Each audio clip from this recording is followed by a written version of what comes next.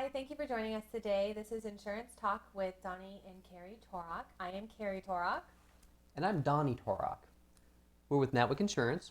Our office is in Satellite Beach. We're located in the Laurie Lane Plaza, right next to Bagel World. You can find us online at natwickinsurance.com.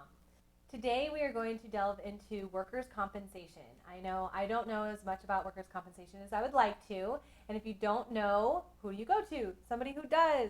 Donnie does. So we'll be asking some questions about workers' compensation to make sure that we better understand it. It's important for our clients, for our friends, and for our family to know exactly what work comp is and how important it is for your business and your employees. So we'll be talking about what is workers' compensation, what does workers' compensation cover, how do you know if you need it, how do we calculate the costs, how do we pay for it, what's an audit, Scary stuff. what's a Not dividend plan. So Donnie, I'll start out with what is workers' compensation and what does work comp cover? Thanks, Carrie. Workers' comp will provide insurance protection for covered business owners and employees should they be injured, find themselves disabled, or, gosh forbid, killed on the job. Thank you. How do you know that you need coverage? Because I do know I'm a licensed insurance agent as well with Natwick Insurance. There's two ways to be classed. We're talking about construction industry trades or non-construction trades. That's how the state of Florida looks at businesses. If you happen to be in a construction industry trade, as soon as you hire one employee, if you have one or more employees, you need to have workers' comp coverage. Pretty easy there. Of course, the reason for that is construction trades usually have much more risk involved. Of course, meaning there's much more of a reason to include coverage for somebody who's working for you that might be on a ladder or playing with sharp tools, things like that. If you're in a non-construction industry related business, that's where it gets a little bit more lax. When you don't need to have coverage until you have 4 or more employees, so it buys you a little bit of time. So when you think about any business owners plus employees, part and full time, as soon as you meet or exceed 4 employees, that's when you need coverage in a non-construction trade. Is that part-time and full-time or both? That's part-time and full-time both, including business owners. Speaking of business owners, Yeah. if I'm a business owner, should I be covered? You have an option. The state of Florida will allow you, whether you're construction industry or non-construction industry, they will allow you to file an exemption of coverage, which would mean that your wages would not be used to calculate workers' comp coverage for yourself. It would mean that you also would have no coverage if you found yourself injured on the job. Should you be covered? At Natwick Insurance, we understand that business owners are so important to their business that, gosh, any time spent away from your business could put your business in jeopardy. So if you find yourself injured, it would be really important to make sure that you have coverage to make sure that you don't have that worry as well as trying to run your business while you might be going back and forth between doctors' offices and hospital visits. So yeah, it's important for business owners to have coverage, but should you decide that you want to be exempt from coverage, it's a very easy process. I'll put together another video on that topic, and we can really address that in greater detail. But you can be exempt if you feel that you do not want to have yourself covered under workers' comp coverage, correct? Awesome. And how do we calculate our workers' compensation costs? Workers' comp cost is strictly based on payroll and the class code of the employee. So it depends on the work that you do and how much money you make, pretty much. Let's take this into chunks. Each different kind of work that's done has a different class code associated to it. And each one of those class codes is descriptive of the type of work that's being done.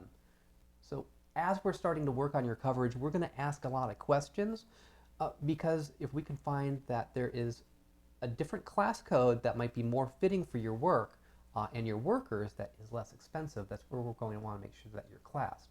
Back to the class codes, each different type of work has a different class code and of course a different rate associated to it thereof. And that is just multiplied out by the amount of payroll that you pay all your employees. What What if my employees they're pulling a lot of overtime and things like that? Is that going to change my rate for my workers' compensation? Great question. Workers' comp costs are only calculated on straight time. So if you've got an employee that consistently works 50 hours a week, you're not going to pay time and a half on 10 hours of each of their weekly pays. You're only going to be paying workers' comp on their flat time of 50 hours times their flat hourly rate. With that calculation, then if I'm understanding it correctly, you take my payroll, if I'm the business owner, you'll ask me for my last payroll run or the last couple of payroll runs so you can see exactly what payroll is. And then you also ask me what each of those employees do. And by knowing what those employees do, those numbers that you gave, I don't have to know as a business owner. You have to know it as my insurance agent, right? Oh, good. So then we take that, and based on that is how you're able to run it through a calculator now. That's all the same in the state of Florida, right? Nobody gets a different rate for workers' compensation. Correct, correct. In that regard, nobody pays anything different for their workers' comp. Is there other charges that are included in workers' compensation besides just the payroll and what they do?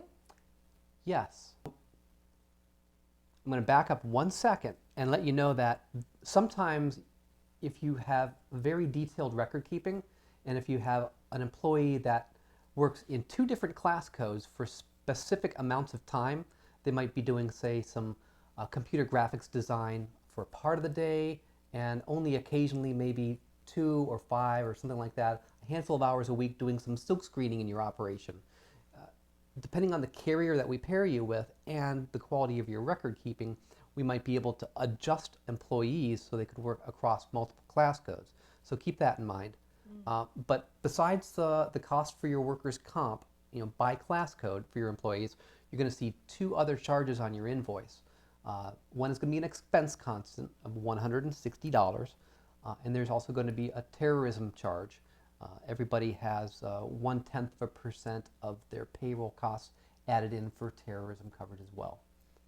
It's a very fair and level playing field for everybody in that regards. We know what it is now. We know whether or not we've needed. We've contacted our insurance agent who knows more about it than we do. We've given them all the information. They've calculated our payroll. At the end of the year, you get an audit. An audit is terrifying in the business world. As a operations manager before and a business manager, I know that anytime you hear the word audit, everybody's hair stands up on the back of their necks and it's scary. Should we be afraid of workers' compensation audits? How can we be better prepared? Tell us more. Great. Thank you. As we said in the beginning, workers' comp is completely based on the amount of pay, your payroll that you're paying all your employees. An audit is just setting everything to even ground. On the day that you started your policy, all the way until the day that you ended your policy, you're going to report exactly how much payroll you paid to all of your employees that were covered.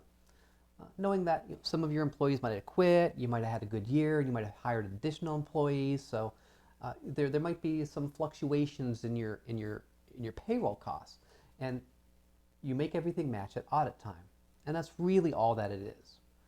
So it's just a matter of determining exactly what your costs were for exactly the amount of labor that you used.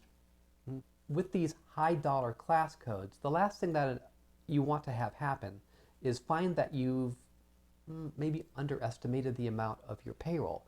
And it's easier to catch an audit when you don't have a lot more money at stake. If you have an audit towards the beginning of your policy year, it also just helps you understand that you're on the right track, you're properly reporting. Thank you, Donnie. That was great insight with the audits there. You had mentioned some turnover, so employee turnover. What happens if I have changes in my payroll? Yeah, if you're expecting fluctuation in your employee payroll, it's just good to call me as your agent or whoever your agent happens to be and let them know if it's going up or down, and we can endorse the policy thusly. So if you're going to be expecting, a great year, you don't have to wait until audit time to be surprised by an audit to know what you actually owe. We can actually communicate to the carrier and make sure that they endorse the policy for the additional payroll that you're suspecting, and we can revisit that at any point or time during the year. So if you start to get busy a month into your policy year or 3/4 of the way through or at any point in time, just give us a call and we can make those changes to make sure that you don't have any surprises at audit. So I am super busy as a business owner, and I add my employees. I have best intentions of giving you a call, Donnie, or whoever your agent is, and I forgot to. So now it's the end of the year, and I do have my surprise now for what I owe with audit. How is that handled? Well, an audit payment is going to be due on a specific time. Once you complete the audit and you send the materials back to the carrier, that's when they're going to send you a statement. It's going to be one of two things, either a balance due or a refund that can be applied towards next year policy.